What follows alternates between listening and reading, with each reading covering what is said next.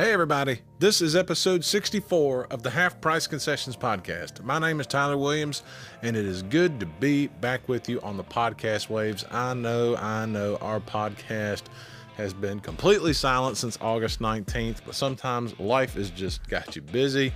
Me and Buddy Payne have finally found some time to sit back down. We got this episode recorded on the Thursday night of the World of Outlaws World Finals down in Charlotte, North Carolina, from the comforts of the awesome Hyatt Place Hotel that we stayed at for a couple of nights. We had an absolute blast at the event.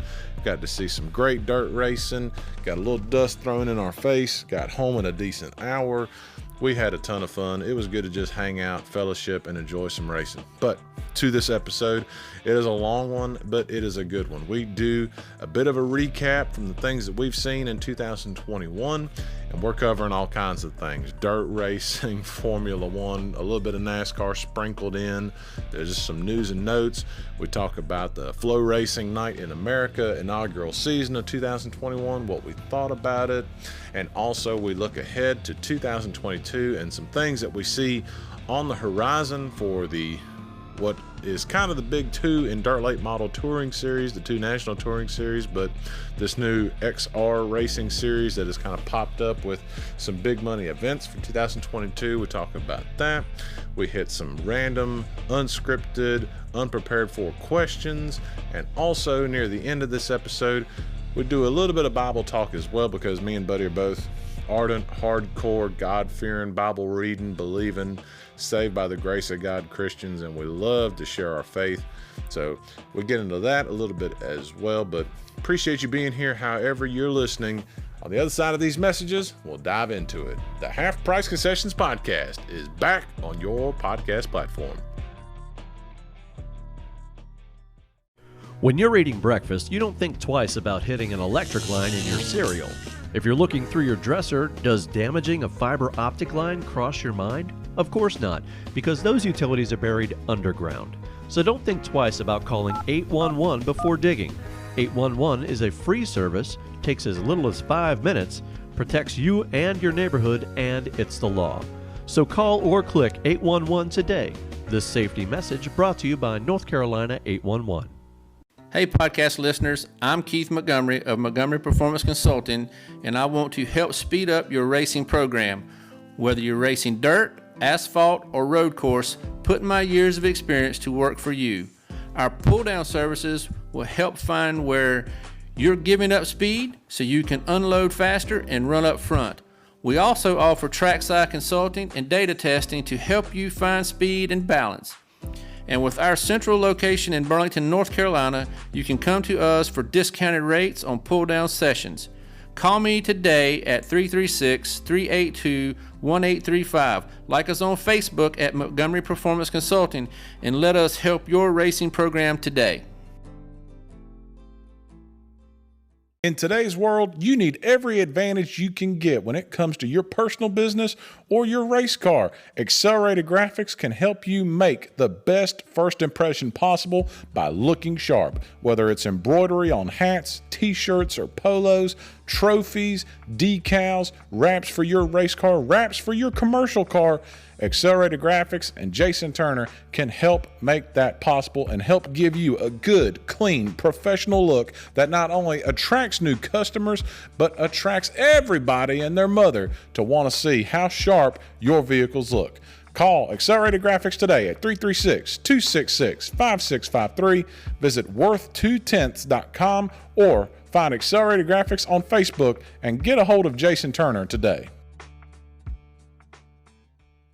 The Half Price Concessions Podcast cannot say thank you enough to Roger Johnson and the awesome folks at the Performance Center Racing Warehouse for all their support of our podcast and of local racing. If you are an asphalt racer and you need your front or rear clip fixed, Performance Center has some of the quickest turnarounds in the country. In the market for a new race car, the PRW chassis is a proven winner. You need something for your asphalt late model stock race car, you need to get in touch with Roger Johnson and Performance Performance Center Racing Warehouse today. Make sure you check out their website. It's performancecenter.com. That's PERFORMANCENTER.com. You can also like them on Facebook at Performance Center Racing Warehouse and call them today at 704-838-1400. Back on the Half Priced Concessions Podcast, and buddy, I think it is apparent behind the scenes that we haven't put out an episode since my birthday. It's a little rough. On August 19th, we are rusty, but we have made it to World Finals. We are recording this on the Thursday night of World of Outlaws World Finals because we didn't get to go qualifying night. Mother Nature got us, but rest of the weekend looks good.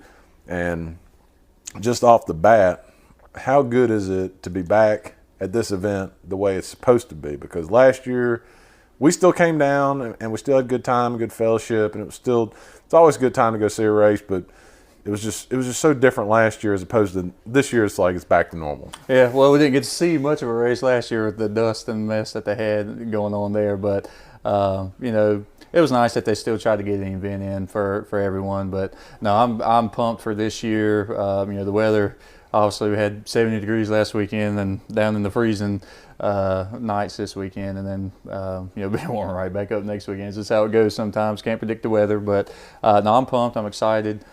Just from our visit to the mall, walking around, the amount of T-shirts that we saw, and the amount of campers, pictures they've been putting on social media, I think we're going to have an excellent turnout. And man, I'm excited. It's just going to be nice to see all three classes running again. The premier guys and the premier tours here. So I'm looking forward to it. And a lot of times when we come to World Finals, there might be at least one points battle still up for grabs. Most times, I think almost every time we've been here, with the exception of a year or two, the late model title's usually sewn up by this point. I think a few times we've come here, the sprint car has been really close, or there's at least been a modified one. This year, I think all three are pretty much solidified. But this is where I get into enjoying that these three series still have the traditional point system. They don't have a playoff deal where it's like it kind of feels artificial. It feels manufactured. If you get a close championship battle, it kind of just adds on to this event. But even without it, it's still going to be just a cool event regardless, like not even looking at points. Yeah. It's a shame you don't have, at least one of the three to where, you have different scenarios, and if a guy has one bad night, it tightens up or whatever. And of course, we've been spoiled. The sprint car deal, what was it, 2 years ago? It come down literally to the last lap of the last race, and we've seen that. The late model deal when Eckert won, like it happened. It changed 3 times in one race on that final night. So we've been spoiled with some close ones and the added drama. But sometimes it's just nice to where especially on the driver's side, you don't have to worry about points. Just go out there and going for the win, and going for money-wise, it's not a crown jewel, but crowd-wise and atmosphere, it's most definitely a crown jewel in my mind. And definitely industry-wide. We talked about that on the ride down, about how much it means, because a lot of these guys have product sponsors and whatnot that are based kind of in this Charlotte area. So good to put on a good showing for the people that you need support from. But just looking at the event, you got big block modifieds, sprint cars, and World of Outlaws late models. Who are you kind of looking to for these 3 nights? Because obviously we know Brandon Shepard is the late model champion. We know Brad Sweet is the sprint car champion. And correct me on the modified champion. Was that Superman? No, it's Stuart Friesen. Stuart Friesen. Yep. So those are all locked up. And it seems like if Shepard had a pulse, he had the late model locked up. But it's so interesting at Charlotte. And now you throw in the dynamic of, because we're not qualifying on Thursday night, we're qualifying the night of the races, and we're starting earlier, and it's cold, and you got 3 divisions on the track. Probably going to favor somebody that can get on a glossed over track, because it's going to take a lot of rubber. Right, and it's still, especially with the changes that they even made from last year to this year, it's going to be a new surface for some of the guys. It's going to race a lot different. The deal that they had last weekend, the track widened out tremendously, and the guys are running all over it. Now, of course, these are lower horsepower cars and different tires and all that kind of stuff. But if it's any indication, when we came back here in the summer for the XR race, the track raced pretty good then. Wasn't dusty. Had a cushion. Had a low groove and stuff. So I'm really hoping there's only so much you can do with cold weather, and of course the amount of rain that they've got. But I'm really hoping that we see a good track that promotes that good racing. Who wins late models? We'll go class by class real quick. Late models. I mean, it's Charlotte, man. You can never count out Jimmy Owens. He'll probably sneak in 1 or 2. He's been running pretty good here recently. The second half of the year has been really good for him. So I'll say Owens, and of course it's always hard to bet against the 76, man. I think he's sitting on 29 right now. Give him a good even number at 30. So I'll go, I guess, Owens and Overton between the 2 nights. How about yourself? Hard to go against them. I will at least take Davenport for one of those nights. The other night, it's hard. It's just hard to go against Overton. I mean, Overton's just an absolute hoss. He could get in a baby carriage and probably go out there and at least run top 3. You know, I wouldn't be too shocked to see B-Shep do something. B-Shep might do something. Who are you signaling for me over there, Pops? T-Mac. You know what? How do I forget the Lucas Oil champion team? And you know what? Like you said, he's already won his championship. He's accomplished his feat. This race means definitely a lot to him because his chassis builders here in North Carolina and his team owners are here.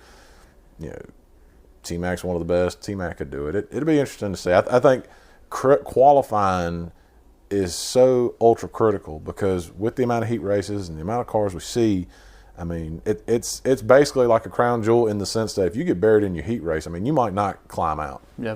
And you know what? First hot take of the discussion here, Outlaw regular will not make the podium either night. Oh, not even B-Shep. Not even B-Shep. Oh, okay. No. Going strong there. All right, sprint cars. First hot take. What do you think of sprint cars? Sprint cars, hard to bet against gravel at Charlotte. He swept the weekend when we were here last year. And I think just a good feel-good story. I think Schatz gets one. He has performed better. I don't think we'll ever see him to the level that he was, where he was winning 10 races in a row in the middle of the season kind of thing. But the car's been running together, and really just the TSR. Kerry Matson's had a lot of success in Tony's car and whatnot here recently. So I think just kind of cap the year off, we'll see Schatz back in victory lane. I think he's running the 25th anniversary paint scheme, the silver, this weekend. So I'm not going to say that it would be cool to see, but I think it would be a neat thing for the crowd. I'm going to go on a real limb. I'm going to say Shots and Sweet. I mean, I know that's a far limb to go out on. That fruit is touching the ground. You're having to bend over to get that fruit off. It is, but man, just Brad has just been, I mean, what a run. What an incredible run. And I think just go ahead and cap it off, doing what he needs to do. And I mean, doing it against good competition, like you said. Gravel getting in that, I kind of wondered what would happen with Gravel switching from the Johnson ride to the big game ride, and would there be a drop off, and there wasn't. It's just when Brad Sweet can be that consistent, and I think Justin Fiedler touched on it on the Dirt Tracker podcast about how everybody else had so much of a higher average starting position than Brad Sweet did. He doesn't bury himself. He qualifies good. He heat races good, and he doesn't have to pass a lot of cars, and that's why he's racking up these championships. I mean, this will be third in a row, but I dare say this one was the least dominant of the other two. Yes, he still had a phenomenal season. He won the most races and all that, but as far as like quick times, Gravel's leading that. Just the consistency alone won him this. Gravel had some bad luck there. Schuhart had a really tough first half of the year, but the second half of the year was very strong. He just won his third or fourth the Texas deal, the Johnson Memorial race, like third or fourth one in a row for that. He's had a strong second half of the year, but just from start to finish, man, the consistency wins Sweet another championship. I'm going to lean on you for the big blocks because I have not kept up with them near as much as I know you have. So. Okay. Yeah, is Brett the Jet here? If Brett the Jet's here, I will at least take Brett Hearn just because I love Brett Hearn because he's just so darn polarizing. Yes. You either love him or you flip him the bird. And I'm here for the show and I enjoy the show. I say for the big blocks, I think Matt Williamson's due a win. Been kind of a lackluster year for him, and he's run good down here. We saw him set up the championship here the other year, and I think I believe Stewart's going to miss tomorrow night because he's got his truck deal, but coming in Saturday, I think he's going to come in and wrap up the title with a win. Those two, I mean, the Gypsum guys have been kind of off for them this year with Decker and Larry White, and those guys have been down a little bit, and it's really, you've seen some parity, but the way the schedule's worked out for Friesen, he's been able to run the majority of these races, and he's been unbeatable, man. So you can never count out, Superman or any of those guys. But I'll take, if you're going to hold me through the fire, I'll say Williamson one night and Friesen the other. All right, we'll take that one. Mine would be a terribly uneducated guess. I'm just enjoying the show. Okay. And another thing, before we move on to the next topic, we talked about this in private. So cool that Saturday night, unless they change the schedule, which it always is subject to change, the big blocks are going to be the final race on Saturday night, kind of the big center stage, and that's pretty cool to see, because I think every time we've come here, they're always the first feature. They have to do more of their prelims on Thursday night than anybody else, and they kind of get the least amount of track time, and they travel the furthest. They're kind of getting to take center stage on Saturday night. That's going to be pretty cool. Yes, well deserving, and they're stuck in that upper corner of the states. Unless you live up there or have dirt vision, if you're around here, you see them once a year. I mean, you don't know the guys' names or any of that kind of stuff. So, but you've heard me say it many times. Anytime we've seen them with anyone else, they put on the best show, right, or at least as good as the other guys. All the races I went to at Bristol this year, the big block race was by far the best race up there. So I'm really happy for those guys that get center stage and get to see them in front of a massive crowd like that. That's going to be fun. Absolutely. And anybody that leaves is a fool. Yes, indeed. So we basically, there's obviously still racing to come, Gateway and special events. But for the most part, this is kind of what I call the end of the season, and everything else kind of beyond this, before Florida, to me I call it off-season racing. It is really what I call it. Fill in, yeah, it's just fill in, money races, non-point, no points on the line, no one's chasing that. So as we kind of come to the punctuation on the end of the season, we're not going to do a full recap of everything because we'd be here for 5 hours, but we can go back and forth a little bit. Just some things that stuck out for us to us throughout this 2021 season.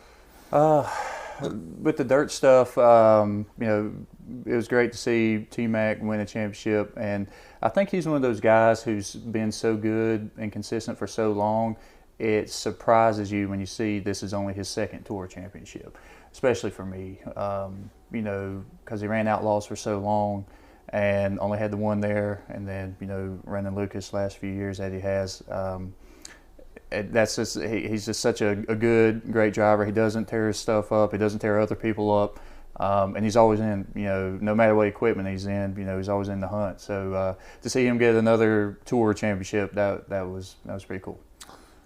Pretty good takeaway. I'm gonna go a little different direction on this one. I'm gonna go on the media side of it, and I'm gonna just go with the great streaming war is underway between, and obviously there's more streaming services than these, but you look at what I call like the big three in dirt racing. You got MAV TV Plus with the exclusive rights to the Lucas Oil Series, which is easily the dirt late model tour in the country. Mm-hmm. So they've got those exclusive rights. That's their ace in the hole. Then you got Flow Racing that has a lot of your regional tours, the Ray Cook tours, the Southern All-Stars, some other big events. And then they also come with USAC and some of those other built-in things. Plus they get Eldora, mm-hmm, and Gateway and the Chili Bowl prelims. So you got those two in a corner. Then you also mix in kind of the third cog in the wheel. You get you Speed 51s that mix in here with having the rights to the Ultimate Tours. And there's a few others that can jump in there. I know Speed Sports got some things that they do. And it just amazes me. Oh, I completely left out Dirt Vision. That was the third cog in the wheel. I was waiting on it. I don't know why they didn't initially spit, but I mean, Dirt Vision comes out, and they've been there for a while, obviously, but now it just, to me, it really feels like it's between Dirt Vision, Flow, MAV TV Plus, and maybe you can throw in 51 in there. As far as just on the dirt side of things, it's just a humongous bidding war, mm-hmm, and with so many events going from independent events just over time, now these big events are all tied to a series. Now it's just not tied to the series, it's tied to their streaming provider.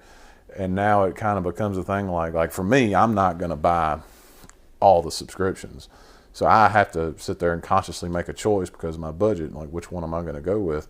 And it's, I'm kind of glad enough people have jumped in the pond like this. But now it really is a bidding war to who's going to get what events. I remember like Fayetteville, they did the modified kind of nationals, the Southeast Dirt Modified Series I was with, that's UMP sanctioned, was there, and those events were on MAF TV Plus, and it was just it wasn't a Lucas event or nothing by any means, but these providers have got to try to snatch up as many events as they can because they all need content and they're all charging for it. So to me, that was like, we took another step further in just this massive bidding war that's going on behind the scenes trying to get these big events. Because, I mean, I'm sure Flow had to shell out a pretty penny to get those Eldora exclusives. And they don't even get the Kings Royal. That's a Dirt Vision exclusive. Right. So, I mean, that to me is just something I took away. Yeah, and I think it's, as of right now, I don't know what's going to lead to in the future, but I think as of right now, it's excellent and is very healthy for the sport. Because, you know, especially, and I know we'll hit on this a little bit later, but the amount of revenue that's generated to that being pumped back into the series is huge for the sport as a whole. But it is fun to see, and it's good to see how much these guys are working to try to get extra content to justify, hey, come spend your money here versus there. How many tracks now are associated with just their weekly program, like on, you know, Dirt Vision show in Jacksonville and Huset's and, you know, I-55, all these tracks every single week. Now they got Millbridge, you know, right down the road from where we're at. I mean, who would have thought someone would have bid on, and not a knock on Millbridge, but it's a little track.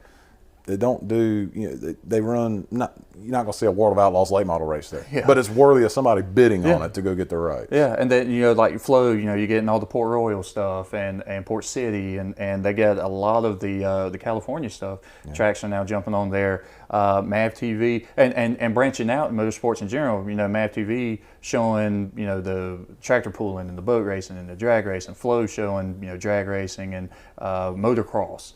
And, you know, just all this random stuff. So I like the fact that they're not just promoting, hey, we got this series, come spend your money here. No, they're giving you content to justify that, you know, $30-$40 a month, whatever it's going to come out to.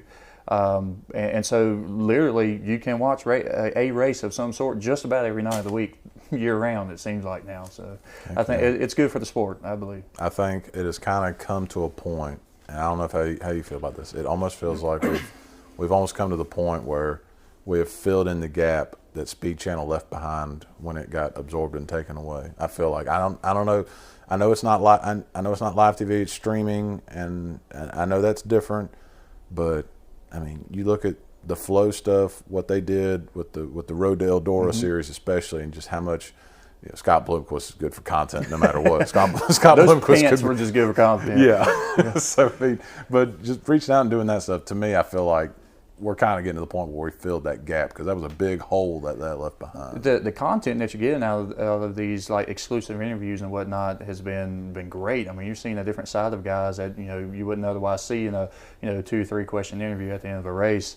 And, you know, people are like, you know, they need to put this stuff on TV. They need to put this stuff on TV. That's just not a it doesn't fit on TV. Well, it's not a realistic thing. I mean, you can't put, you know, a 3-4 hour block of television, you know, whereas you can do that on streaming because you can break away and come back, but you don't have to pay for that TV time, commercial time, all that stuff.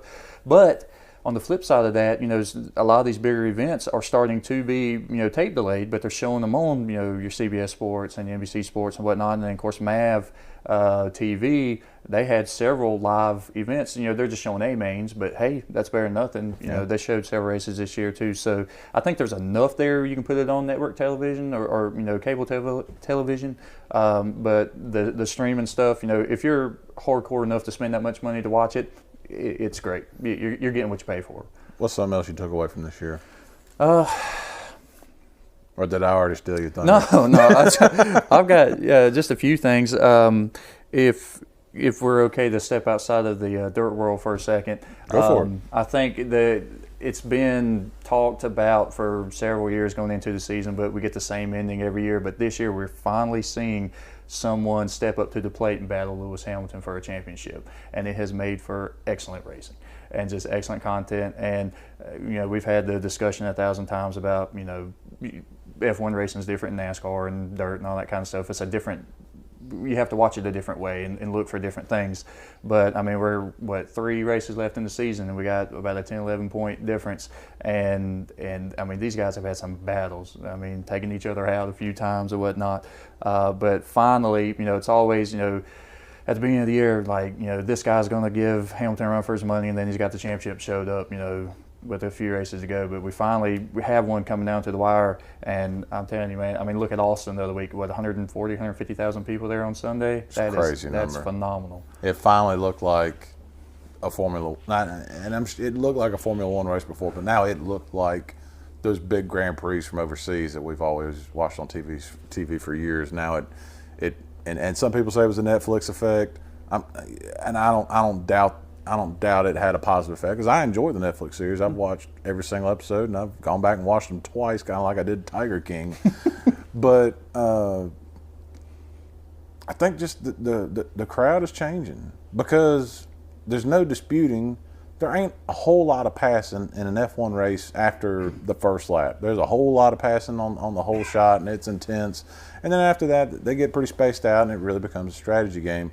So it's not your door banging side by side Bowman Gray style action, but I think you're seeing a much greater respect for just the event itself, and I'm sure Netflix helped that a little bit. But it's just, the times are changing. I think the generation that's behind us, I think we would have gone regardless, but I think the generation behind us now puts a lot more of a lot more eggs in the basket of, well, how how cool is it for me to be at this event? Yeah. That's why they check in on their cell phone anytime they go by the gas station. They want people to know, hey, I'm cool. I've been at something. Yes. So I think it's part of that, and it's wild because you talk about how close this battle has been all year. God, I hope we don't lose that next year with the new car. I don't think we will, because it's a new car and everybody's going to be learning. Mm-hmm. So that typically doesn't lend itself to just breakaway Schumacher type seasons where it ain't even close. Right. So I just hope that momentum keeps on carrying, because I do enjoy the F1 product. Yeah, and they're shorter. Yes. I think someone finally pointed it out on one of the NASCAR podcasts, because they got all PO'd that they had all them bodies at COTA on the same weekend that NASCAR was running at Texas, and at Texas you could have laid a few people down in their seats and you still would have had empty bleachers. At COTA, it looked like you couldn't squeeze another person in, and they were like, well, they don't even run that many laps. Like, well, exactly. You don't have to. Yeah. You don't have to run 500 miles to put on a good show. No, and I mean, they have their dead set time, however many laps you get in, and said amount of time. They're not doing fuel stops, so. You do your tire change, but you're not doing fuel stops. And depending on the size of the track, I think it's a 2-hour window. 50 laps to 70 laps, depending on the size of the track, and that's enough. That's plenty. You're hitting lap traffic by then and all that, and that gives you enough time for that pit strategy. And that's where most of the excitement's going to come after that first 2-3 laps. Then, especially with this car, because it's about nearly impossible, even with DRS, to make a pass. But the pit strategy comes in. That's how Max wins the race at Austin the other week. And I mean, Lewis had the faster car and all that. He just got out strategized. And I think to your point, what you're talking about, like with the newer generation and stuff, I think people are getting a better appreciation for road racing and road course racing. And look at NASCAR. I mean, the amount of road courses and new road courses that they have been to over the last couple of years, and it's a staple on the schedule now. It's not just Sears Point and Watkins Glen anymore. Yeah, they ran COTA in the rain. They ran Mid-Ohio on the 4th of July. And I think there was another one in there somewhere. And the Busch and the trucks have been running, some of these obscure... Road America. Yeah, Road America. They've been running some of these obscure tracks and stuff too, but I think people enjoy that versus 4 hours of going around a mile and a half, and losing track of time, 300 some laps, 400 laps, depending on where they're at. But I think it's just a greater appreciation and the excitement, and it's always been not NASCAR. You're driving left or making left-hand turns for 4 hours. Well, now we're seeing you shift and turn left, turn right, and go down the straightaway and have to brake for this hairpin and stuff. It's more you can appreciate what's going on because the driver's having to do more, show more talent. Yeah. I would be perfectly fine if NASCAR, with the exception of your Daytona, your Talladega, and a Darlington, just ran short tracks, road courses, short tracks, road courses. Because Martinsville was a great event for NASCAR here lately. They were beating the snot out of each other. Someone actually showed some emotion. Yeah. You know, someone got mad after the checkered flag. It was great. Road courses, someone's going to undercut somebody trying to throw that nose in there. They're going to dump somebody, and it's just, I think that works for their brand. So, that's a pretty good takeaway. I'm trying to think for another one for mine. I think for me, and this is kind of a sad one, and I think it's only, we'll see what World of Outlaws does going forward, because they're always the last ones to put their schedule out. Lucas has already put theirs out, but my big takeaway for this year was the further, I don't know if demise is the right word, but just the further sinking down on the national scale that the World of Outlaws Late Model Series took, because as the year went on, drivers dropping off their tour, and not that Lucas, didn't have people drop off, but it didn't seem to hurt them as bad. And it just seemed like they took another step down, and Lucas took another step up. And I don't want to see that. I want to see two national tours, not so much going head to head, but having that healthy competition. Kind of like remember back when wrestling used to have it with WCW and WWF, and at the time it made both brands better. Mm-hmm.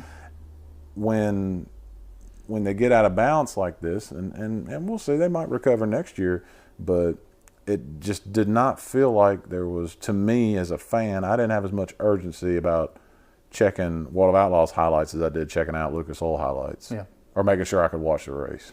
Yeah, and I had written it down a different way, but I was going to ask you what your biggest disappointment of this year, and for me it was the World of Outlaw Late Model Series. And at the beginning of the year, which is true every year, you have excitement, got some fresh faces on the tour, we had a very interesting rookie class going into Florida. You had some big names with Bloomquist and all running the tour, and then of course doesn't anyone have anything for the Blue One? It had all that pump, and then my goodness, by mid-year it was just like flatline. What they finished the year with, 8 regulars, and of those 8 regulars, only 4 were remotely close to each other in the points, and of those 4, only one's a big national name. Not a shot against, well, I was going to say Cade Dillard, but he dropped off the tour too, but not a shot against like Dennis Erb or Ryan Gus and stuff, but your average fan's not going to know who that is. They're not buying that T-shirt. They're not buying that T-shirt, man. How many Dennis Erb Jr. shirts have you seen in the crowd? Like 1. Exactly, and that was him. He was wearing his own shirt. But, it was like B-Shep, head of the class by far, and then, Smokey. But, it's kind of off year for Madden, but really outside of those two, man, you put any of these other guys, they're going to be lucky to even make a Lucas Oil show, most of them. So it was just very disappointing, and with the schedule release for next year and the key events that they lost, the firecracker and whatnot, I think we're starting to see more of a separation. Last year it began, and prior to that, I think, like you said, it was good, healthy, it's even, very even as far as roster and the events and the crown jewels and whatnot. But now, Lucas took a big step forward this year, and the way it's kind of panning out, they're taking another step forward next year. You know what I think? And this might be bleeding over into our next segment, but I think World of Outlaws Late Model Series took a hit when they lost Matt Curl. Matt Curl came in from Fairbury. They got him in there somehow, and he expanded the program. I think they had the Platinum program, but then he expanded like a Gold program where some other guys could get some money. Mm-hmm. And it just felt like some positive vibes going. And then nothing against Matt Curl, but he finds an opportunity where they gain ownership of Fairbury American Legion Speedway, which is his baby. Mm-hmm. And he and his people are doing incredible things there. Their schedule for next year is awesome. Yeah. Definitely God, I wish I lived closer. I wish I could go. I would go for practice. Yes. But I think, and nothing against Casey Schumann. He's a pretty cool guy. He doesn't seem like a jerk or nothing. But I think when they lost Matt Curl, I think they lost a pretty big ace in the hole, because I think Matt was trying to do some things to take on that big beast over to the north in the Lucas Oil Series. Yeah, and I think WRG as a whole, and I've heard this just from various people and sources and whatnot. There's a little bit of like arrogance there because they were the first ones and they had the established. But I think now they're, holy cow, we actually got some real competition, and they're going to have to, I can't rely on this name much anymore, and they're going to have to, come up with some ideas and compete, because if not, it's going to be a very large separation, to the point to where I don't know if you're going to be able to recover, as we're seeing the future of the sport change so much with the cost of these cars and what it takes to run a tour. If you lose a little bit of footing, it's going to be a slippery slope very quickly. All right. Another takeaway from this season, if you have another one. There's always takeaways this year. I was about to say. I'm going to touch on it just briefly. I know we don't talk NASCAR much at all, but going to the Martinsville race last weekend, I knew maybe 12 to 15 of the names out there, and the guy I was with, he's a NASCAR head, and I had to rely on him about like he would probably with me at the dirt race and stuff. But I think it was a genius move for them to put that as the final cutoff race going into the championship weekend. Yes. Short track, high tempers, and that last 50, 75 laps, I was on my feet, and that's saying a lot. And of course, I didn't know the backstory. I knew Larson been killing it, but other than that, I didn't know like who was the man this year, any of that kind of stuff. And they're showing the scenarios up on the jumbotron like every 5 laps, like Truex is +5, now he's -1, back and forth, and then all the craziness we saw happen at the end with him pounding the wall, and at one point he's out of it, and then he comes back and takes I didn't even know they had a choose cone, and he takes the choose on the high side and winds up getting in, and then you got 2 guys running second and third that have to win to get in, and as much as I knocked the whole chase and all that mess that they do, that was excellent drama. And it showed in attendance, because they came on MRN and said that was the biggest crowd they'd had since 2016 on the say. So excellent. I knocked NASCAR a lot, so I got to give them praise when it's due. That was an excellent choice for them. Make Martinsville your final cutoff, and boy, did we see some craziness happen at the end of it. Shoot, make it the weekly track. Golly, it just to me, it's just and NASCAR goofed them up for a while there. They got these 2 packages that they were running. They had the low horsepower package, and they finally realized on these short tracks that you need to run the higher horsepower package. And they finally went back to that, and it fixed the racing completely, because when they ran the lower horsepower package there, they were snoozers. But they got back to what it was supposed to be, and like you said, guys are beating and banging, guys are throwing the nose in there, and it was just better. And I wish they would just find a way. They did it to themselves with all these intermediates they built. They didn't work out. A lot of them, Kentucky's sitting there not doing nothing. Chicagoland's gone. They've added in some road courses, but I wish they would just find a way to make it work on these short tracks.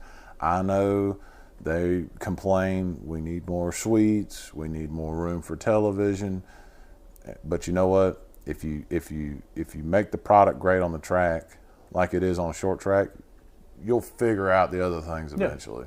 Yeah. Just get the product back to being great on the track like it is on the short tracks.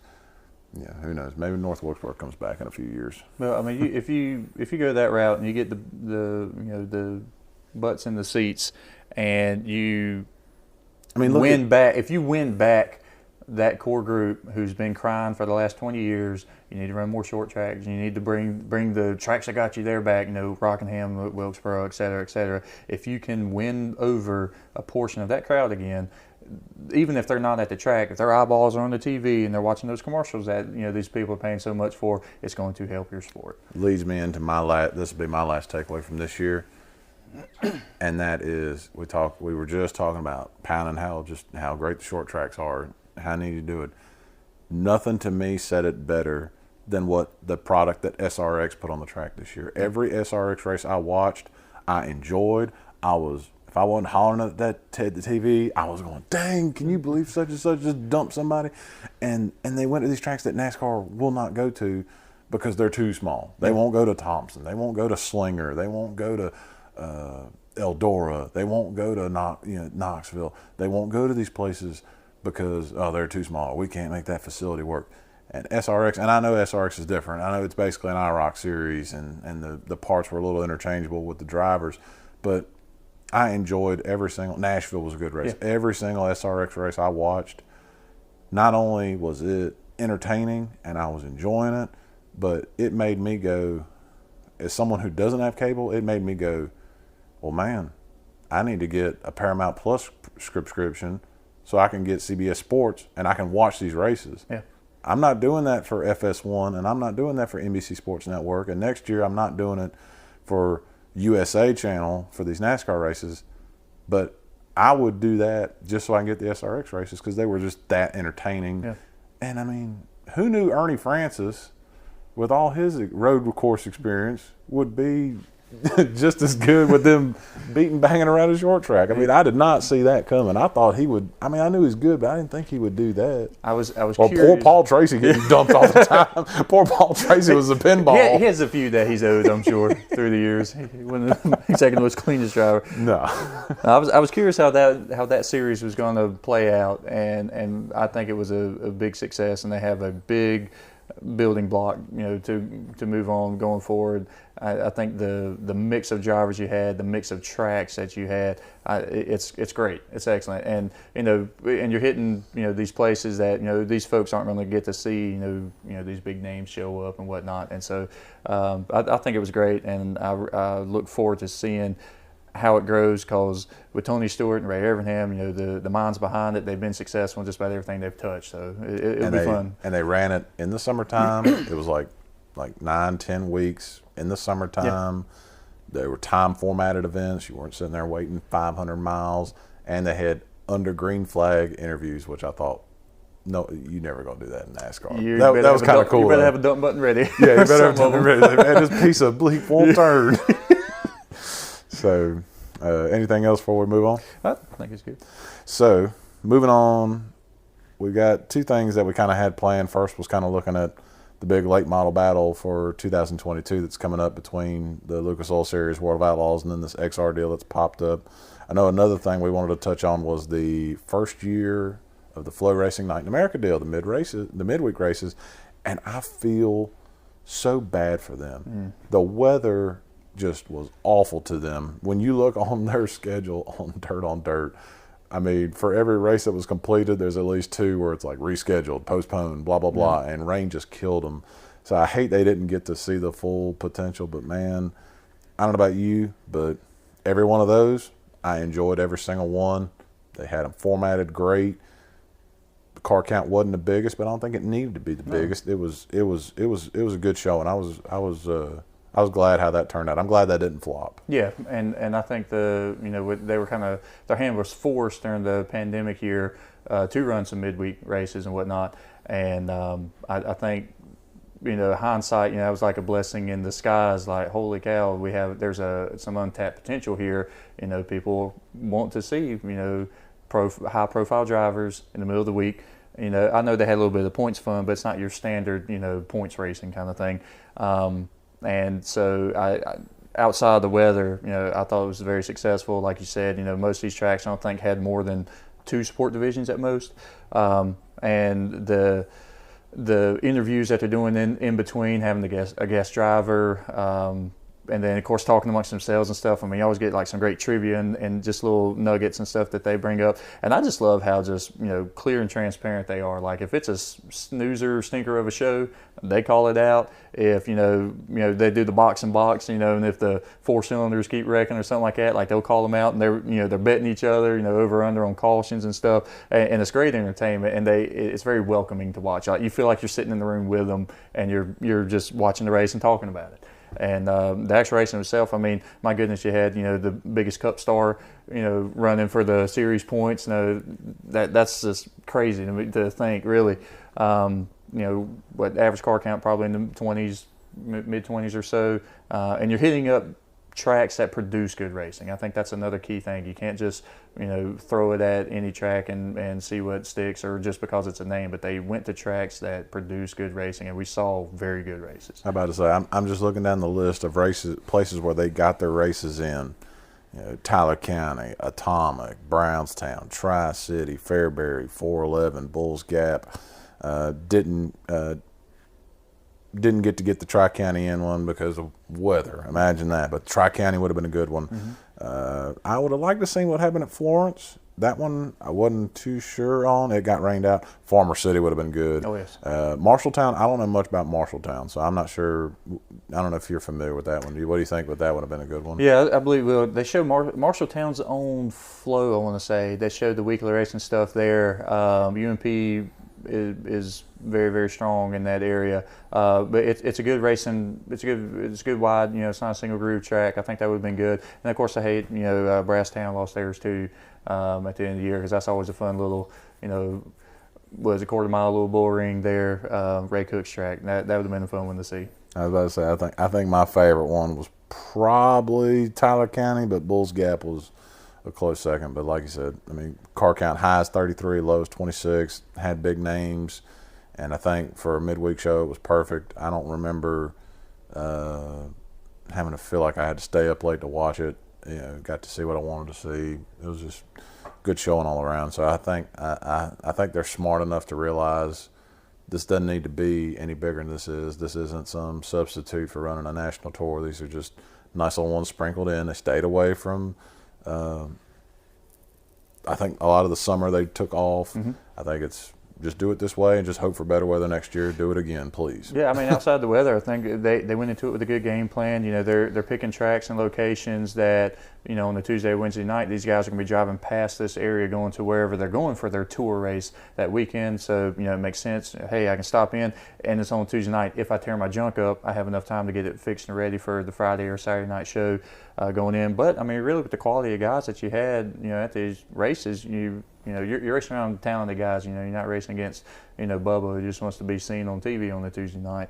So I think they were very smart in that, and the location selection, and all these races paid good money. $10,000 to $20,000 to win, all of them. So it's a great series. I definitely think that there's room for it in the sport to have that midweek show and just kind of get you by, hold you over till the weekend kind of thing. Before we move on, I don't know if you listened to the Rigsby report where they talked to Rick Schwally from Lucas Oil, but not a big fan of this. Okay. Because he felt like the series was the flow deal was kind of too much of a piggyback on those guys wouldn't be out there where they would be even looking to run these races were they not going to the big Lucas Oil show coming up that weekend or whatever. So he wasn't a big fan of it. He was at least amicable on the interview with Michael Rigsby about it, and Rigsby took it, and he didn't bow to it. He just said, hey, we agree to disagree on it.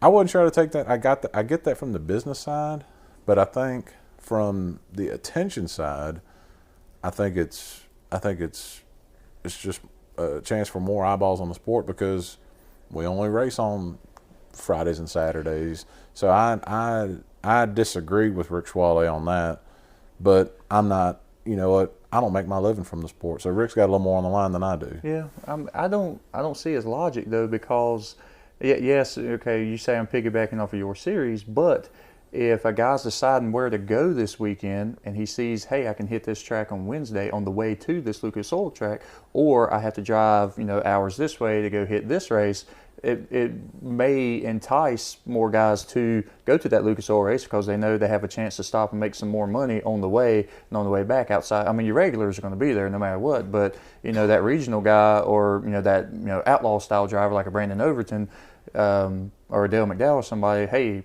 I have a chance to make more money. So if anything, it looks like it benefited them more than hurt them. Unless it's just a pride thing, and the only reason you got those cars is because they were coming to the Lucas Oil show this weekend, which I don't know. I ain't speaking for the guy, but I think on the business side of things, you can use that to your advantage. And, I mean, high tide raises all ships, man. The more the merrier, in my opinion. And speaking of that, we get into looking ahead to 2022, and I know we were looking at Lucas Oil put out their schedule.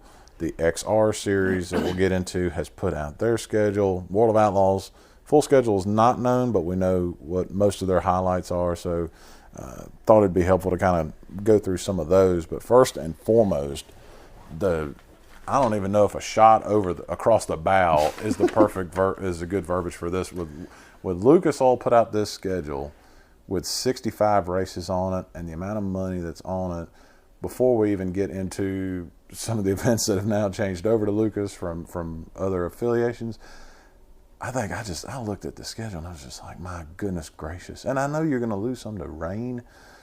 I get that, but I was just like, that felt like a World of Outlaws sprint car schedule. Yeah. I mean, that's my first takeaway. No, yeah, absolutely. And I think it was a measuring contest, if you catch my drift. When one releases, and then the amount of money, like on the points fund and stuff, and then like a week later, well, here comes the other one that's like, anything you can do, I can do better, kind of thing. But yeah, I mean, what was it? 17 races of $20,000 or more. I know there's 11 races paying $50,000. And then 11 of 50 or more, but 17, 20 or more.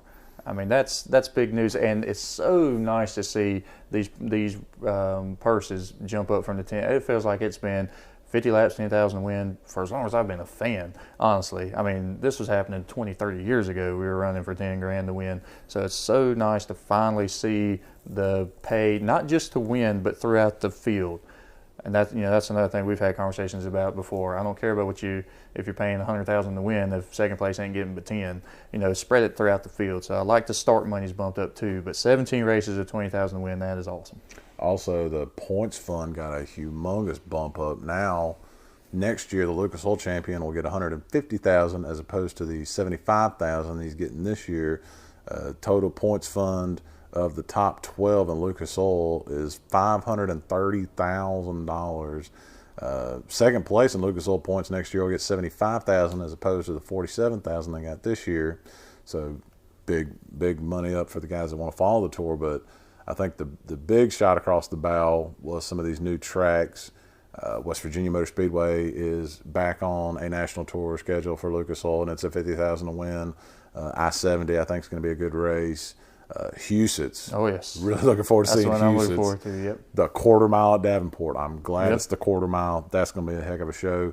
But the big one, Lernerville, the Firecracker 100 shifts to Lucas. It's $50,000 to win, and that is just crazy because that track used to be owned by World Racing Group, and it's just like a complete coat turn. Yeah. And I mean, I did not think you would see that. That'd be like a Lucas Oil race that happened at Volusia. Yeah.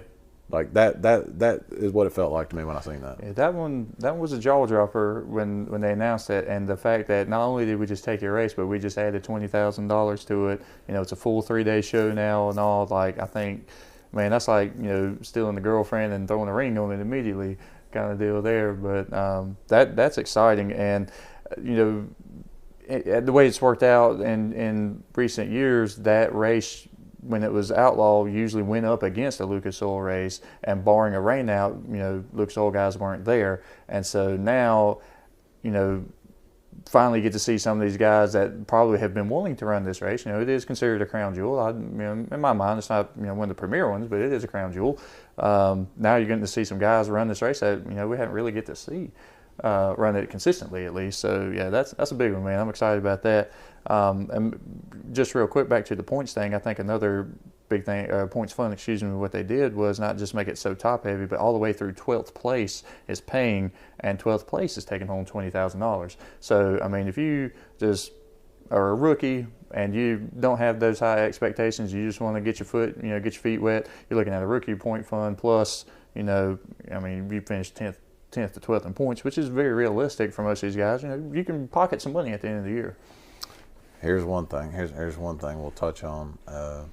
We'll get to World of Outlaws a little bit later. But with Lernerville switching the Firecracker to Lucas Oil, it looks like they were not on the World of Outlaws sprint car schedule, and that's not too big of a surprise. I figured they'd probably, But I like to get your take on this. For me, for where Lernerville is, and the amount of sprint car racing in that area, I honestly feel like, I know it hurts to not have Brad Sweet, Donnie Schatz, Sheldon Hodenshield, David Gravel at your race, but I feel like it's not going to kill their sprint car events that bad to either be unaffiliated or become like all-star races. Yeah. Like I really don't think. Yeah, it hurts maybe some quality, but I don't really think it hurts them that bad where it's I think the juice is worth the squeeze, switching their late model race to give up World of Outlaws sprint cars.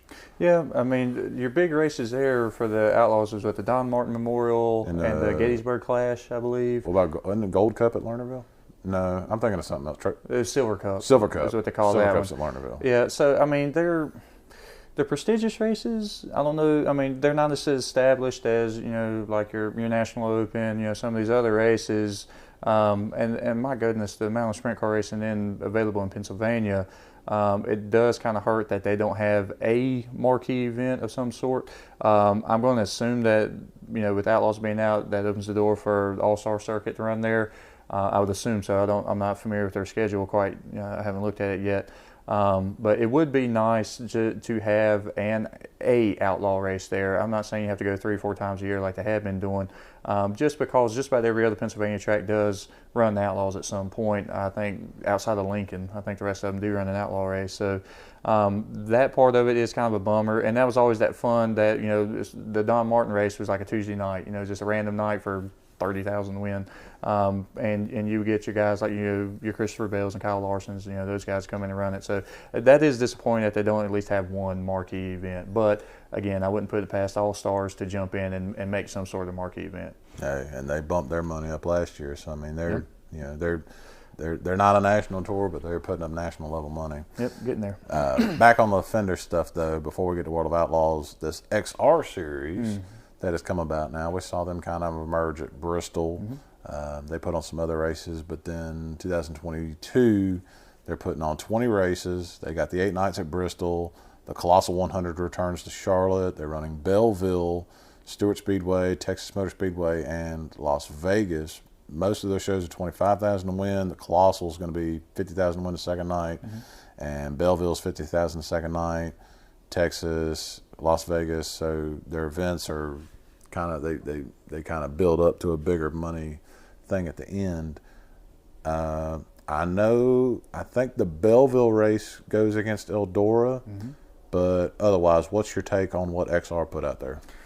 There are so many unknowns, I think, across the board with this series, and I mean, and you even see it. Like I think it's safe to say, Dirt on Dirt's our ESPN when it comes to dirt. Like they're the head honcho. It's who you think of when it comes to news and notes and highlights and whatnot. And like even they are questioning a lot of what's happening here, like where the money coming from, but just the major swing that they're taking with all this, and just how private I think XR seems to be as far as they have their own streaming service, and that's the only thing. They don't have like a national tour and that kind of stuff, so they don't have the content level that, like we discussed earlier, that most of these other folks have. And even like the Texas race, I mean, they cut the thing down to 30 laps because of tire wear. You're in a 30-lap race for $50,000 to win, and there wasn't any passing, and they didn't even share their highlights with Dirt on Dirt to put on their website. So there's a lot of unknowns there, man. It feels questionable. If it is legit, man, give them benefit of the doubt, holy cow, it's awesome. But I think it's a very big swing, especially the Bristol thing. I mean, you saw yes, it was awesome, and it was a once in a lifetime, or so we thought, to see Dirt on Bristol again, and it was a great experience, and we get to go and whatnot. But, I mean, from day one, man, these guys were very hesitant to go in these late models because that's a very expensive piece of equipment that you're going to tear something up at Bristol. I mean... Yeah, we saw Kyle Strickler do it in the Outlaw race that we were at. And that was on a restart. Just crazy stuff, just running over a guy. But the amount of toll that it's taken on these engines and stuff, and you're running 8 straight nights in March in Bristol. I mean, it's those engine builders, I mean, so even if you were to win, half of them, and I think they're doing, $100,000 point fund between the two, even if you win that, you're going to have to sink all that right back in your car just about, you probably have to get a whole new engine, much less refresh what you got in there, and that's if you get away, scratch-free for the whole weekend. So I think it's way too much Bristol alone. The Bellevue, that one's kind of an odd track selection for them, just location and stands and whatnot, and that's very much open wheel country. I don't know how well that's going to play out.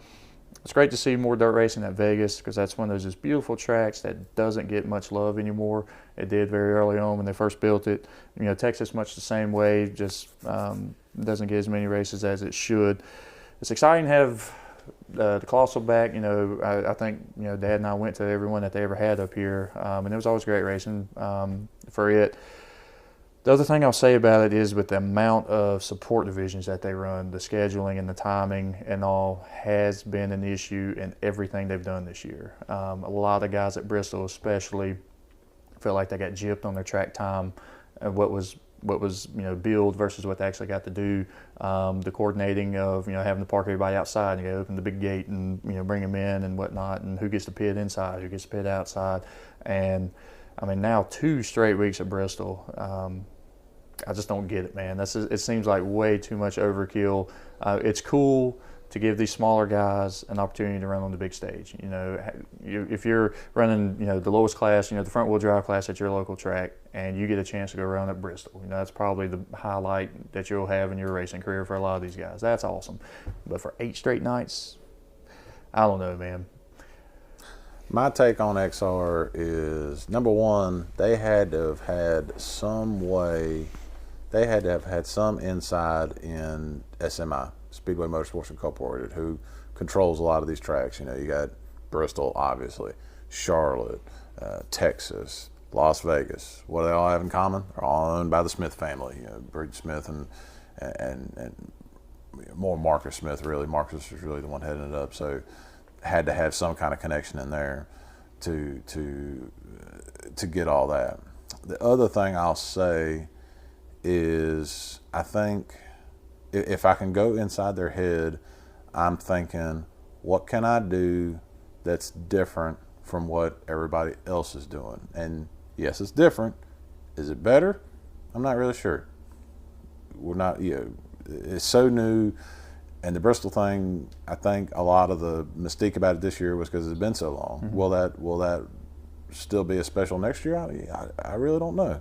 It was cool to go. Yeah. I hate seeing guys tear their car up like they do at Bristol, but is the juice worth the squeeze? They're gonna have to pay and find out the hard way.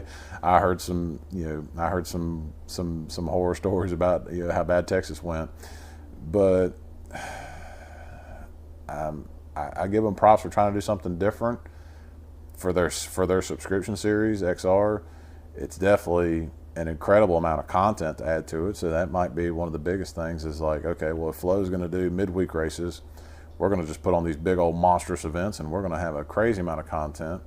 I wish they would share highlights with Dirt on Dirt. I think that is a dumb move to not, because you can only add to your subscription list by doing that. If I am not an XR subscriber, which I'm not, and I watch enough highlights of XR races on Dirt, which I am a subscriber to, which I think more people are Dirt on Dirt subscribers that watch Dirt Late Model Racing, and I see your highlights enough and you putting on some pretty good shows, I'm definitely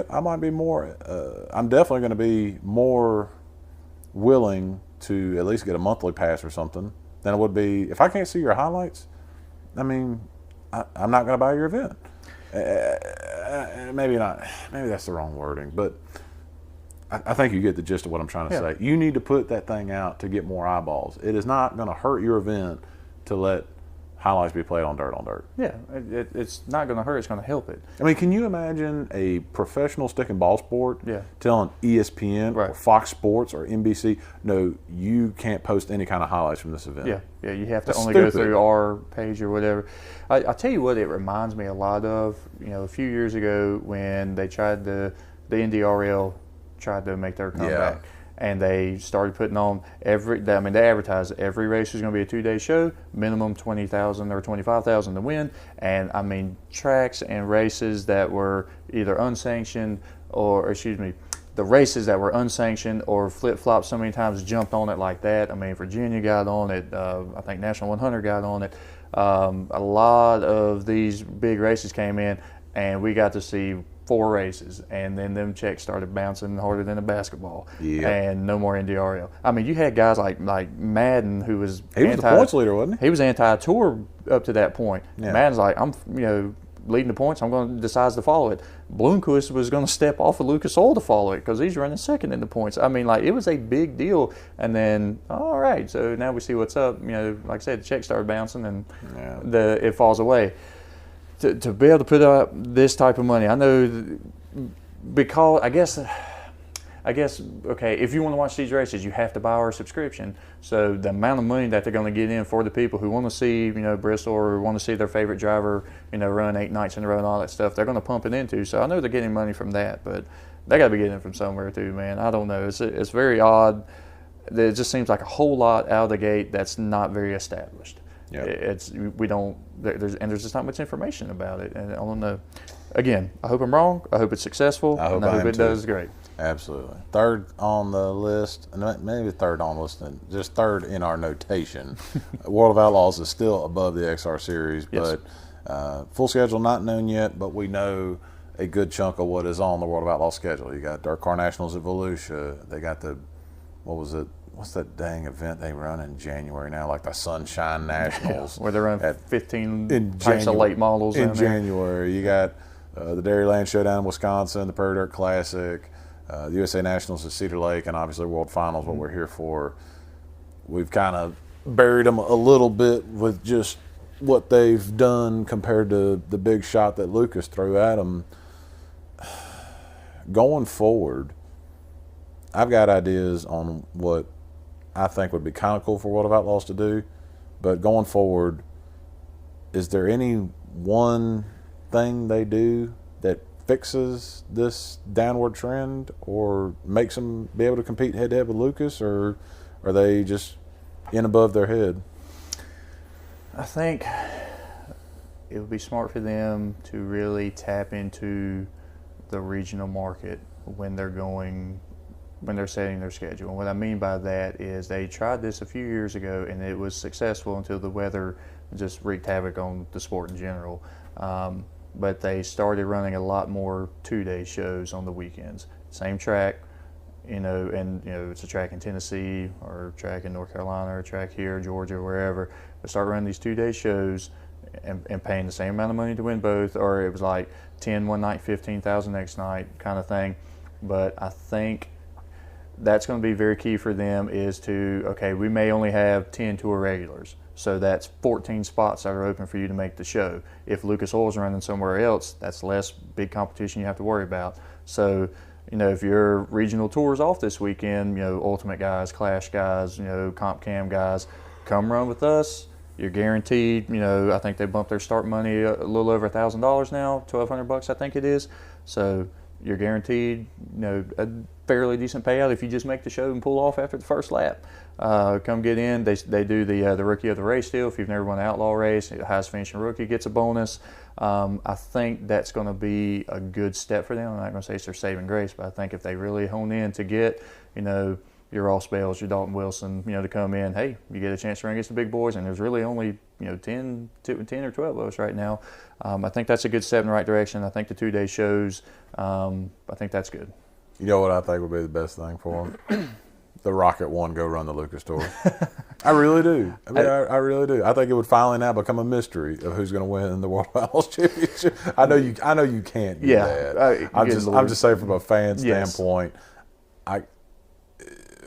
Kudos to that Blue Rocket One team. They've done what they needed to do. They are an incredible race team, and does it help that your team is backed by a chassis builder? Yes. You still got to go out there and win the races, and Brandon Shepard's a heck of a race car driver.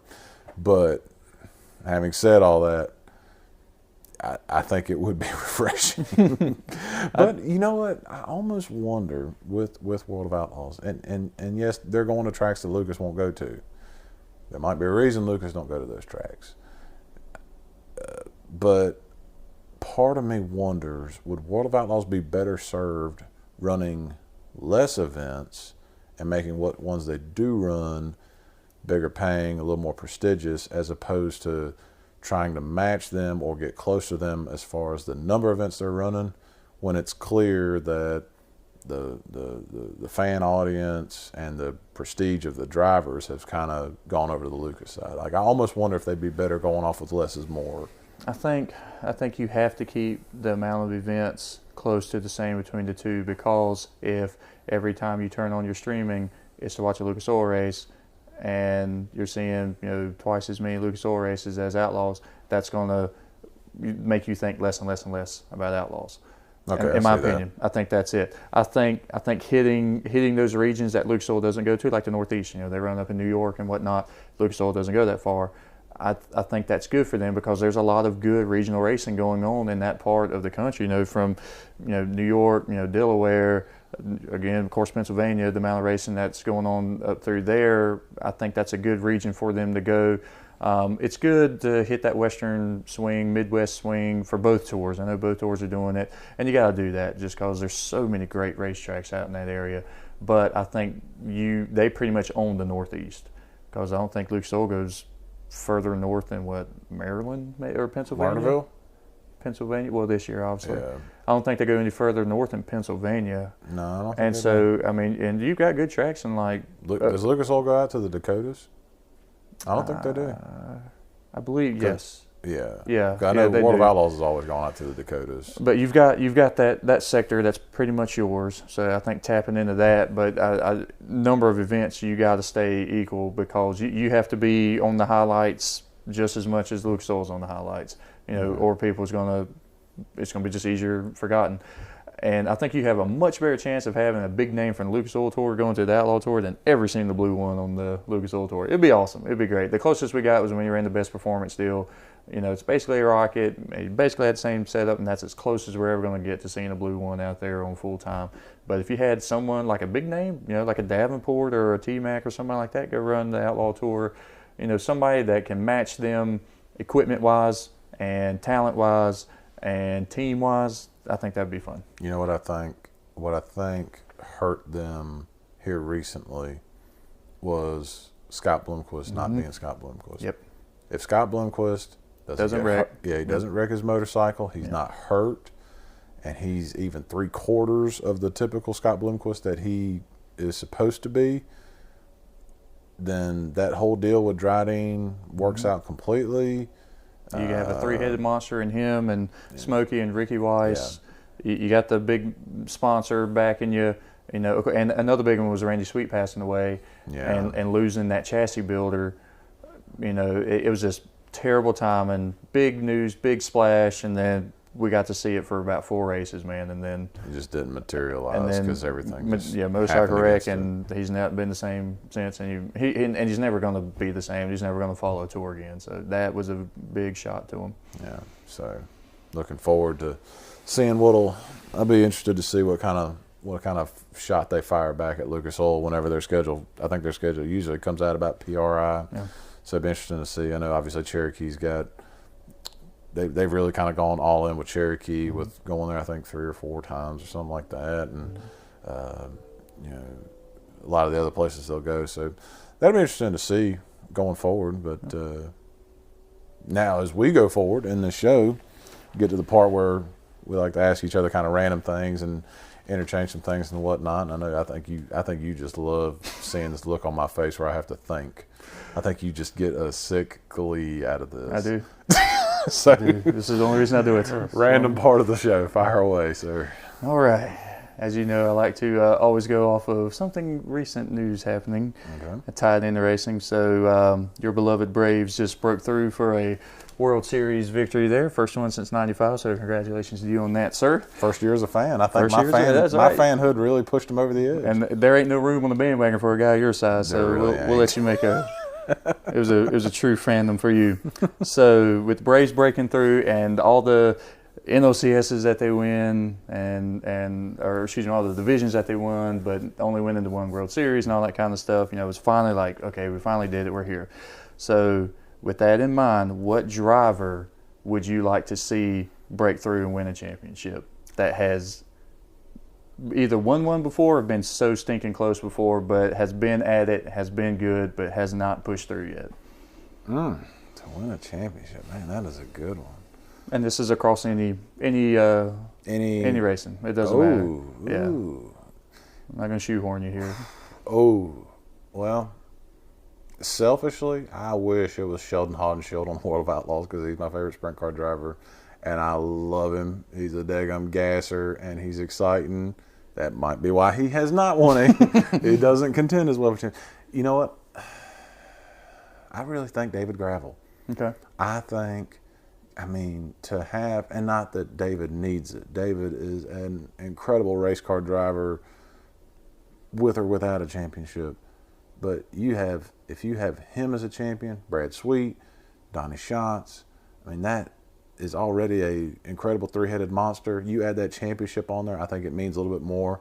So, man, if David Gravel could finally just break through and he gets it done, and now you got those three that are all champions going after each other, I mean, that is the makings of another, what was the old class back in the day? Steve Kinzer, Sammy Swindell, and Doug Wolfgang. Mm-hmm. That right there, to me, mimics that three-headed monster that they had when they were getting this thing built up in the first place. See, that's a fantastic answer, man. That was awesome. I was afraid. I was nervous the whole time I was That's good giving it. content I was right afraid there, you were going to man. be like, man, that sucks. All right. Here's one to fire back at you. All right. We just got through going through all the late model deals going on. Are we moving, do you think, towards a single national late model tour? Do you think we're moving that way, or you think we're always going to kind of flirt with it? Like kind of like how in IndyCar and open wheel racing we had kart, and you had the IRL series, and then kart turned into Champ Car, and then we kind of fussed and fighted for a long time, and then we finally merged into one. Do you see that coming for dirt late model racing? I say eventually, yes, but I don't think it's going to be anytime soon. I think there's still plenty to go around right now, but as this sport becomes more expensive, as these cars become more expensive, as streaming, as we've seen with pretty much anything else when it comes to technology, you see just a massive amount on the market, and then you see it all come back, and companies start buying out companies, and now we're back down to 2 or 3 choices. So I think eventually it's going to get to that point to where we only have 2 premier streaming sites maybe, and I think we'll have just that one national tour that's running, 35, kind of like maybe like a NASCAR kind of schedule. You're running, maybe 40 races a year-ish, somewhere like that. High-paying races at premier tracks. I think it's going to get to that point, but I think that's many years down the road. Okay. Piggybacking off of that, with the amount of money that is being pumped into these point funds next year, and the big money races that we're seeing, and the cost, the increases that we're seeing, how do you think that affects our local series? Not just ours, but just local super late model racing series in general, your regional series. How do you think that's going to impact it? I think it hurts. And that sounds bad to say, but I don't see how it helps. I think the regional tours, for the longest time, served as the place where guys who either didn't have enough money to go national racing or needed to gain experience could go, and these guys aren't doing it for a living, but they're about as close as you could probably get, because there honestly aren't that many national guys that do it for a living. Everybody thinks there's a lot more than there really are. Me and Donald Bratcher had this talk because he has been associated with Jonathan Davenport for so long, and he talked about how, hey, you driving a dirt late model for a living. You don't get no 401k. You don't have medical insurance. So it's just a whole different beast. But back to your question, I am still concerned about local, regional dirt super late model racing. I hope what happens is all this money being out there makes guys say, well, instead of running my crate, I will find a way to get a supermotor in, and I'll run these regional tours to gain experience, and then I'll go try. I hope that's what happens. I think the biggest thing that's hurting the regionals now is the endless part shortage that still is not solved. The tire situation, I mean, it kind of hurts the national stuff. It really hurts and buries the regional stuff. So if we don't find a solution to that, we're in a lot bigger trouble for regional super late model racing. Okay. It's my take on it. You got something real quick on it? I think we're both in the same boat. I think it is going to hurt them because these 40 lap, 4,000 to win races, as the bigger guys are getting bigger, yeah, it's the same car, it's the super late model car, but to keep up with the technology and the engines and the craziness that we're seeing in suspension now and stuff, you can't invest the amount of money it is to be even competitive to run for $4,000, you know what I'm saying? And that's if you win. And, you know, when the national tour does come into town, I can't compete with this guy, you know, because if what I have can get me a top 5 at, you know, Carolina Speedway for a Carolina Clash race, I'm not even going to sniff making the field whenever the Outlaws come into town or when Luke Sewell comes into town. So I'm afraid the rich are going to get richer and the poor are going to get poorer. Yep. Kind of like baseball without a salary cap. Pretty much. Rich get richer and the poor get poorer. That's right. All right. On that same point, we are both glad to see the dollar sign go up for the drivers because we recognize they need it. We recognize that it's not cheap to run these things. They need more money. Here's my question to you.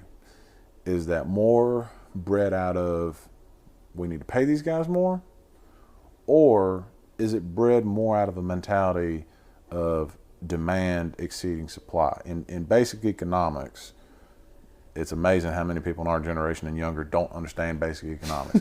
If supply is higher than demand, price comes down. Mm-hmm. If demand is higher than supply, price goes up. So which one is it that's stirring the pot on raising this money up? Is it helping the guys, or is it, you know, we got more demand for dirt late model racing than we have dirt late model racing to give? I don't think that's ever going to be an issue because we don't even have an off season now. You know, but they're running. I mean, even with the Striding, you know, Winter Series deal. I mean, there's racing in every month of the year now. So I don't think it's a supply, I guess, in that case, issue. I think they finally wised up. These drivers wised up and realized how much money are we making with all these streaming services, and who's getting that money. And I think from what I've been read and been told, some conversations were had, and now a lot of that streaming money is going back into the series. Hence why we're starting to see the, you know, major increases that we're seeing throughout the board for points, you know, as well as racing. I know of one group who, if you join, you know, dedicate to follow that tour, a part of that points fund is coming from you get a percentage of whatever we're bringing in streaming side. So I think they're looking at more of a democracy kind of thing, you know, capitalism kind of thing. Hey, we're making money, let's share the pot a little bit, and, you know, as long as we can make some more, we're good. And it's not we're controlling the supply or the demand so much. It's everyone can benefit, but instead of me benefiting more than you, let's benefit together. And I'm excited about it, and as long as it stays the way it is, and it's being, you know, everybody's hands getting full, then I'm all for it, man. Okay. You got another one for me? Always. There's always one for you. All right, so it's no lie that Joe Buck is your favorite announcer of all time. Oh, God, Joe Buck. I mean, we were going to do something on being a Christian, being in the Bible, and you bringing Joe Buck in this just sent me down the if you could turn the TV off but just listen to Joe Buck, I think you would. All right. Because he paints such a beautiful picture. Yeah, what you said. All right. Sure. All right. At any rate. So, obviously, if you could boot Joe Buck out of the booth for a game, what announcer from another sport that doesn't do racing would you like to see call a race? Oh, okay. So I've taken somebody who doesn't do racing and putting them in a racing race. Yes. So someone who is not, you know, your typical radio or TV guy for any type of racing, who is someone that's a ball and stick sport guy, like a football or baseball guy, basketball guy, that you would enjoy hearing call a race? That's a good one. You know, I don't I can't think of nobody. Well, actually, I just thought of somebody. Bob Euchre. I would kill if he did the 4 cylinders. I would pay $25 a race to hear Bob Euchre throw some humor in there and some just man. White salt, baby. Yeah, I would kill for some Bob Euchre, and that's just I mean Bob's incredible. Okay. That would make me that would make now. It's hard because a lot of you baseball guys are just I don't think it's their wheelhouse. Not that they couldn't do it. I'd love to hear Ben Ingram, the Braves guy, do it, but I don't think he'd be that good at it. I think I would really like to hear, you know what, a Mike Tirico. Okay. I think Mike Tirico. I've always been a fan of Mike's work. Okay. When he was at ESPN, and then he got to do the Olympic thing at NBC, and I think he was on the Masters coverage. Maybe not. No, it wasn't him. It was something else. But I think Mike Tirico is well versed enough and does enough research for what he does. I feel like he could come in, and I don't know about being a play-by-play, but I think he could be a good thing. Like Despain used to do at World Finals when they were on speed, be kind of the table setter. Yeah. And I think he would be just as good at that as he is at anything else he does. Well, he got to do that at Indy for the 500. That's what it was. Yeah, he did Indy. Yeah, he got to do it, and he's pretty much filled that Bob Costas role for NBC. Thank God. Where he hits a little bit of everything. I wasn't a big Costas fan. I'm a little surprised, man. I really thought you would have. I even guessed who. Who'd you think I was say? going to I go thought you were with? going to go Forsland, man. Forsland would be a great Forsland sprint calling car. a sprint car race Yeah, would be Forsland perfect, calling man. a sprint car race would be perfect. Yes. Initially I was thinking, what guy from racing would I take from racing and put in a stick and ball sport? Yeah, I didn't word it the best. I do apologize. Well, if I did that, it's easily hands down. I want to hear Tony Bachhoven call it like a basketball game. Okay. I think. Then again, I'd like to hear Tony call a sailboat race. Yes. You know, so I mean, or Johnny Gibson. I think now he'd be a little high pitched. Yeah, Johnny Gibson call it hockey. You wouldn't be able to hear. Yeah, but hear anything. I think it'd be interesting. Okay. Because I mean, there's a spectrum across. I tell you, man. You know what? Another one for entertainment. Have Bob Euchre and John Madden Oh God. doing some support division racing. Man, that'd be something. Obviously never happened. If your car goes bang bang, you're probably driving a front wheel drive. I got you. All right. Got anything else for me, sir? I was going to ask you a Nick Hoffman question. I don't really know how I want to word it.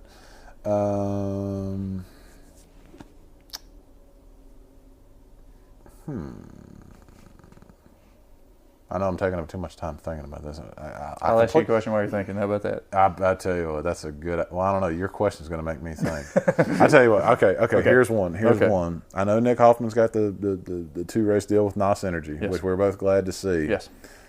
Does he find a way to get in the late model next year, or is he just going right back to the modified? I do not say we will see Hoffman on the tour. Definitely see him running late model next year. Probably an over 10-esque kind of schedule, running the big races and the ones that make sense for him. But he has made it very clear that he plans to run at least 25 to 30 modified races next year. And I mean, my goodness, the amount of money races that you have for mods, and he's the man to beat. Why wouldn't you? So I don't think we'll see Hoffman on the tour anytime soon, unless a big enough paycheck comes along to say that. But yes, we will see Hoffman in the late model for plenty of races. Now, whether that's a Team Zero late model or a rocket chassis, that's yet to be determined. All right, give me one more. I'll give you one more, and then we'll do a faith one. Okay. All right. One more. Man. All right. You got to trim it down. Yeah, I just don't know which one of these are. I'll tell you what. How about, I'm going to ask you two very quick ones. Okay, Because two quick one's a one answer deal. All right. So two quick ones. Everything we discussed, tours next year. You as a car owner or you as a driver, either or. Money's not an issue. You following the tour, you picking and choosing. money's not an object? Money's not an object. Following the tour. Following the tour. If money's an object, don't follow the tour, chase the money at tracks where I know I can win. Okay. So Fair enough. just purely comes down to economic status. Do you need to go hit big money races, or do you want the prestige of running on the tour? Yeah. So if I need the money, I'd rather run somewhere closer, like kind of like what Davenport did, than not. So, Okay. All right, next one. All right, last question. We both have love for Johnny Gibson. One of my favorite things about Johnny Gibson is it his white pants? one of my favorite things about Johnny Gibson. He's an old rock and roller, but I love how every time the sprint cars are on the track while we're waiting for them to come up to speed, he's got a song playing. There's no dead time. There's no downtime. It's either him talking, music's playing, cars are racing. There's no quiet time. So, of all of the great song selections that Johnny Gibson has, what is your favorite? Favorite, the one that gets me pumped up the most. Yeah, one that just like, all right, this is a race song. I'm excited for what I'm about to see. It's not a race song, but it's just a good pump up song. I think where he places it makes it great. I still love hearing the Sirius by Alan Parsons Project, just because, born Carolina fan, rode and died with the Chicago Bulls. That song means something to me, and it just, I love that he still uses it. I like the For Those About to Rock and the other things, and I love the way Johnny does it with the style that you said. Yeah. Not just having lingering conversation, but it's either music or we're on point. We're not just sitting here meandering around with our words. So right. I agree. It's really fun when you get to sit in the booth next to him and watch him do it. Yeah. It's just like, it's like an aura. I feel like I'm watching Michael Jordan practice dunks. That's cool. Okay. What? So here's one for you. We talked about it last year. We saw it this year about the big change that they did on the Hell Tour and how it went from being a compressed schedule to being more spread out. And a lot of people weighed in that they didn't like it. After seeing it play out this year, what is your final verdict on that? What seemed like a big, massive change to the way they did that tour? It's terrible. It tried to become its own tour. I know it's called the Hell Tour, but it became its own regional tour, and I think it was the break. And then, like, you come back from the break and you're like, oh, I mean, and what are you breaking for? Like, you start to hit your crown jewel races, and after you leave Eldora and all this stuff, you're not thinking about, oh yeah, is Squirrel still following the tour, or is Pierce on his way? Is Bab got his 100th win? You're not thinking about that anymore. Like, it is designed to fill that gap. But you have the initial start of the season, just the mad rush of speed weeks. Then your tours start, but they're not like heavily right there. And then you start getting those warm months, and then boom, you got 3-4 weeks every night of the week pretty much, and then you're done. And now we're off to our Eldoras and our crown jewels and whatnot. And I think they're flooding it. They're trying to squeeze way too much out of it, and there's just not enough there. And you don't have anybody running every race outside of 2 guys this year. And I mean, your regional guy can pop in for a 5,000 win race on a Wednesday night kind of deal, but car counts and all that, I know weather, as it did with everyone, played a role in it, but was not a fan at all. I agree completely. Was not a big fan of that. So, as we end and wrap things up, I'd like to do something faith-based, because we're both Bible-believing Christians. We both, it's a very important part of our lives, much more important than racing. And I don't know, it can be anything you want it to be. It can be a recommendation in the Bible for someone to check out. It can be something that you've been reading recently that you've taken an interest in, or just something along those lines that kind of pops into your brain. Or if you want, I can go first and kind of give you an idea of what I'm thinking. If you want to go first, you can go right ahead and pipe up. Just something cool to leave people with. I'm thinking. You go ahead. All right, I'll give someone an example. I'll give an example of something. So, one of the things, if you pick up a Bible and you look at it and you never read it at all, you notice there's Old Testament and New Testament. Old Testament's got, I think, 39 books. New Testament's got less, and 2 very different stories kind of being told here. Although it all points back to Jesus. As Christians, we really harp on that because it's true, and I've often told people, if you've never read the Bible at all, I've recommended, hey, start in John in the New Testament, go through New Testament, then go back, because the Old Testament can be, it's a little, to me, it's a little harder to read. There's a lot more going on. One thing I've started doing as I went through the book of Chronicles, there's 2 Chronicles, and if you want to get into Old Testament, obviously there's nothing wrong with just reading the Bible straight through, but if you're really wanting to get kind of a history of the nation of Israel and a lot of things that are going on in the Old Testament, you can go back and read the Samuels and the Kings, but you go back and just go through the 2 books of Chronicles, it can give you a really good purview of everything that happened. There's a lot of lineage in those books, because that's what the Jewish people do. They can, and it's one of the great things about the Bible is that you can see this is how the generations come, and they mark them all the way back to Adam, which is absolutely incredible, the first couple of people.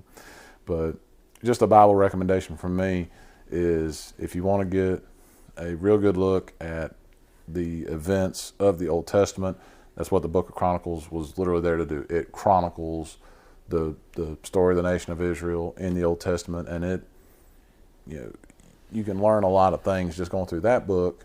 And then if you want, or those 2 books, and then if you want, which I recommend still, go back and read it for yourself. Go through Genesis, Exodus, read the Torah, the first 5 books of the Old Testament. You can go through as you wish, but I think going from 1st and 2nd Chronicles, to me, can make it a little bit more compressed, and maybe a little bit more easier to take on the first bit, because there's a lot to bite off in the Old Testament. But it's important to read it. I'm not someone who, there's some people out there that say don't read the Old Testament at all, it's not good for nothing. Like, no, the Old Testament is good for a lot of things. It's the Old Testament points you to the New Testament, in my opinion. So that would be my thing. Okay, I'll piggyback off of that then. If you're a new believer, don't believe, and they're curious, or just been a lazy believer and hadn't read much, where we're at on the scope of time and the time frame that the Bible very clearly lays out, I really think it's important to hit up those 4 Gospels. And what I like to do, and I've practiced this for quite some time, is chapter of Proverbs a day. There's 31 chapters in Proverbs, most of your months, 31 days. So it lines up very easy to do that. But just Matthew, Mark, Luke, John, and just repeat. And the reason why I say that is, if you have given your life to Christ, or want to give your life to Christ, or curious about giving your life to Christ, you're under the new covenant, and you may not even know what that word means. So again, where we're at in the timeline and all that kind of stuff, the Bible very clearly says that in these latter times you're going to see a form of godliness. So that is basically religion, and understanding there is a difference between religion and Jesus. And especially it's very confusing now. It's going to get more confusing. You're going to hear a group of 10 Christians, you can ask them a question, you're probably going to get 10 different answers. So if you are a Christian and you are Christ-like, you need to learn about Christ's life. Matthew, Mark, Luke, John. Read about him, learn about him, see what he did, how he acted, how he treated people, and all that. And just keep your focus on the Word, but on Jesus specific. Because there's some twisted, crazy stuff going on out there in religions and in different denominations that 20 years ago you wouldn't believe what we're seeing across the board. And I'm not going to get into anything or knock anybody and that kind of stuff, but if you want to know anything, if you're curious, any of that kind of stuff, read the life of Jesus, follow it, you'll be fine. Please read that before you read Revelation. And it's Revelation, not Revelations. It's the Revelation. Yes. Please don't jump straight to the back. I got somebody in my family that when they get a book, they want to just read the last chapter first. If you're going to read the book of Revelation, just read the last chapter. We win. Yeah. The end. Join the winning team. Look, first three chapters of this whole book. First 3 chapters, Genesis, awesome. Last 2 chapters, awesome. Chaos in between. Yep. Yeah. Pretty much. Well, I think I think that's long enough for one podcast. Enjoyed it, my man. Had a lot to catch up on. Definitely. Thank you for listening to yet another episode of the Half Priced Concessions Podcast. Only God knows when our next episode will come out. It might come out next week. It might come out next month. So make sure you're subscribed to the Half Priced Concessions Podcast so you don't have to wonder when our next episode comes out. It'll pop right up on your smartphone, iPhone, Android, tablet device, whatever you're using to listen to a podcast on. We're available on Apple Podcasts, Spotify, Google Podcasts, Stitcher, TuneIn, YouTube, or wherever you listen to podcasts. Make sure to give us a subscribe. If you're on Apple Podcasts, give us a 5-star rating and a good review. That would really help us out a bunch. Special thanks to our partners, our friends at North Carolina 811, that reminds you to know what's below. Before you do any kind of digging in North Carolina, make sure you hit 811. Our friend Roger Johnson at Performance Center Racing Warehouse. Check him out online at performancecenter.com. That's PERFORMANCENTER.com. Our buddy Keith Montgomery at Montgomery Performance Consulting that reminds you that he can help you find speed in your race car. You just dial 336-382-1835 and get started today with Keith Montgomery. And of course, our friend Jason Turner at Accelerated Graphics. Make sure you find Accelerated Graphics on Facebook. You can also find him online at worth2tenths.com for all of your wraps, banners, t-shirts, trophy, any kind of needs as far as decals and apparel goes. Jason Turner at Accelerated Graphics can get you covered. Thank you for listening as always. My name is Tyler Williams, and I hope that you have a good rest of your day.